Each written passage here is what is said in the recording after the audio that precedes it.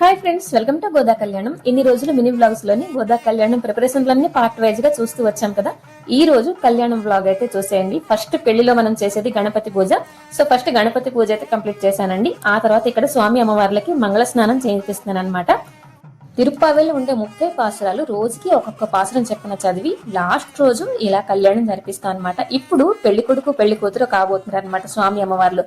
కళ్యాణ తిలకం అలాగే బొగ్గు చుక్క.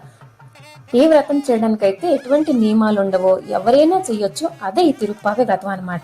ఇప్పుడు అమ్మవార్లు చక్కగా గౌరీ గంప మీదకైతే పెళ్లి పెట్ల మీదకి వచ్చేసారు. పెళ్లి బట్టలు ఎలా ఉన్నాయి తప్పకుండా కామెంట్ చేయండి.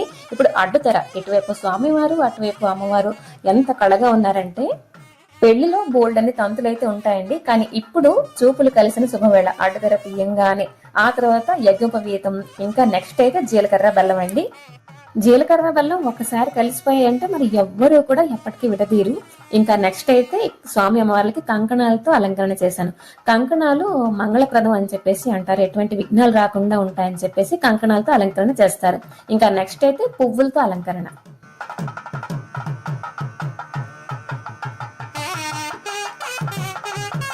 ఇప్పుడు వరమాల కాగడ మల్లితోటి చిన్న చిన్న దండలు 3 అరేంజ్ చేసి ఆ తంతు అయితే పూర్తి చేశాను. నెక్స్ట్ అయితే తాళిబొట్టు తెల్లటి దారంకి పసుపు రాసేసి 3 నుంచి 5 పోగులతో ఇట్లా రెడీ చేసి పుస్తులు అయితే రెడీ చేశానండి. నెక్స్ట్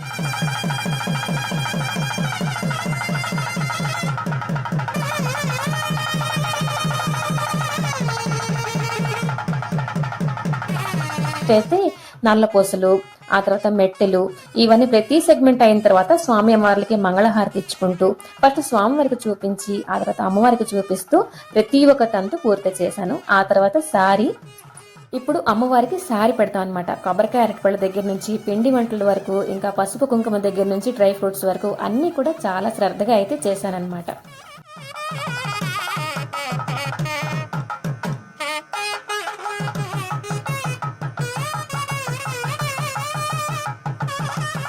ఇప్పుడు తలంబ్రాలు ఒకరి ఆలోచనలు మరొకరు పంచుకుంటారని చెప్పేసి తలమించి పోసుకుంటారు తలంబ్రాలు. ఇక్కడైతే ఎండు కొబ్బరికి పసుపు కుంకుమతో అలంకరణ చేసి చక్కగా తలమించి జారుతున్నాయి చూడండి తలంబ్రాలు.